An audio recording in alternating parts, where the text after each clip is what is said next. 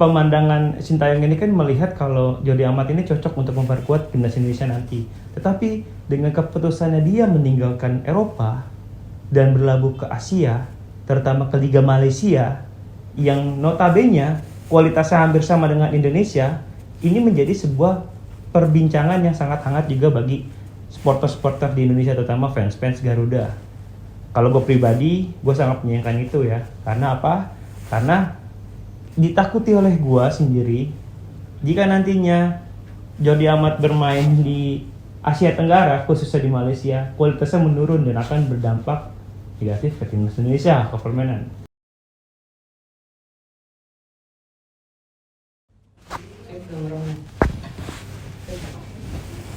Udah. Halo teman-teman bola supporter, bertemu lagi dengan gue Hari, wartawan dari bolasport.com. Hari ini ada pemberitaan yang sangat mengecewakan bagi sisi netizen Indonesia dan juga bagi gue pribadi ya, sebagai wartawan di sepak bola Indonesia. Berita apa? Ya tentu aja berita tentang Jordi Amat. Kemarin malam, media Malaysia menyampaikan bahwa pemilik klub Johor Darul Ta'zim, Tunku Ismail, menyampaikan Jordi Amat akan bergabung ke Johor Darul Ta'zim.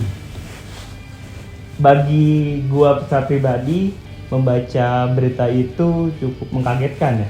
Sebenarnya nggak kaget-kaget banget ya, karena gua udah tahu isu Jordi Amat gabung ke JDT itu udah lama. Tetapi Jordi Amat sempat membantah kalau dia akan gabung ke JDT. Nah, masalahnya si tiba-tiba pemilik JDT ngomong kalau Jordi Amat akan sepakat gabung ke JDT ketika nanti paspor Indonesianya jadi.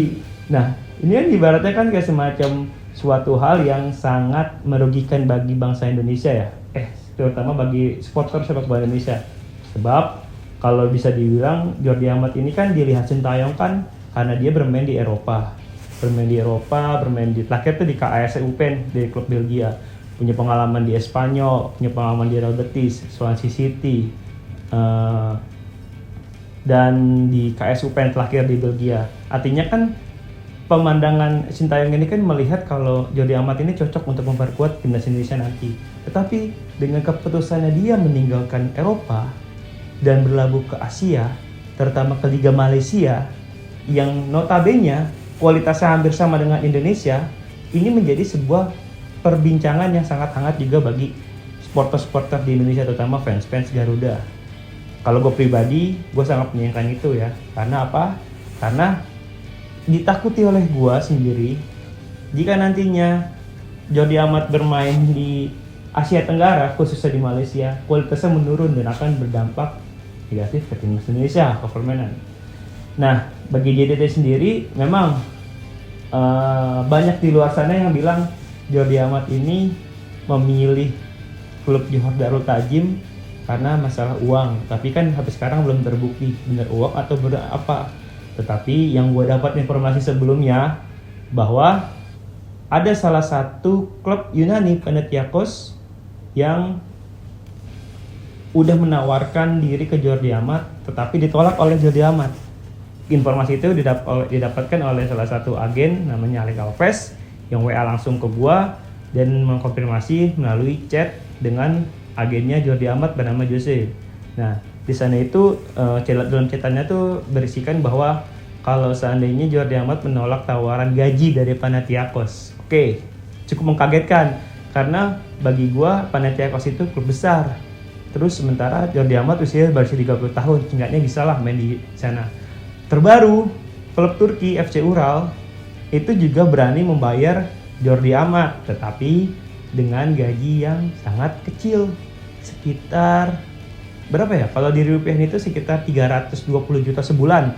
Nah, kalau seandainya kontrak Jordi Amat itu semusim, berarti kan artinya Jordi Amat itu bisa dapat sampai 4M, 3-4M. Bagi Jordi Amat mungkin itu kecil ya, tapi kan dalam situs transfer market Jordi Amat itu kan gajinya kan 5-6M per musim. Nah, pantesan saja Jordi Amat menolak tawaran dari Panathinaikos ataupun FC Ural. Nah, kita nggak tahu nih berapa uang yang ditawarkan JDT ke pemain asal Spanyol itu. Yang jadi cukup perhatiannya itu, gue tadi sempat nelpon Hasaniyat Lugani, ex PSSI, yang menyampaikan bahwa dia nggak bisa melarang Jordi Amat untuk stay di Eropa, karena kan itu kan secara pribadi dia punya hak kalau dia pengen lanjutin di mana. Cuman dia sangat menyayangkan saja. Nah, kalau masalah banyak yang netizen bilang, udahlah stop aja naturalisasi Jordi Amat. Buat apa juga dia main di timnas Indonesia? Orang dia juga main di Malaysia, Asia Tenggara. Nah, terkait itu Hasannya juga ngomong ke gua kalau itu semua ada kompetisinya di Sintayong. Nah, Sintayong ini kan melihat Jordi Amat ini kan permainannya kan ketika dia bermain di Eropa dan sempat latihan bareng waktu di timnas Indonesia pas sebelum lawan Bangladesh tuh, kalau lo masih ingat tuh, yang bulan awal Juni di Bandung kan. Sandy Walsh sama Jordi Amat sempat gabung tuh sama timnas Indonesia walaupun proses naturalisasi masih berjalan. Dalam proses latihan itu Hasannya ngomong ke gua kalau Sintayong nilai kalau Jordi Amat itu masih layak untuk bermain di timnas Indonesia. Artinya dengan kemampuan Eropanya itu setidaknya bisa memperkuat timnas Indonesia di ke depan. Nah, yang jadi permasalahan lagi, bergabungnya ke Malaysia ini apakah kualitasnya menurun atau tetap maju? Nah, gue nggak tahu.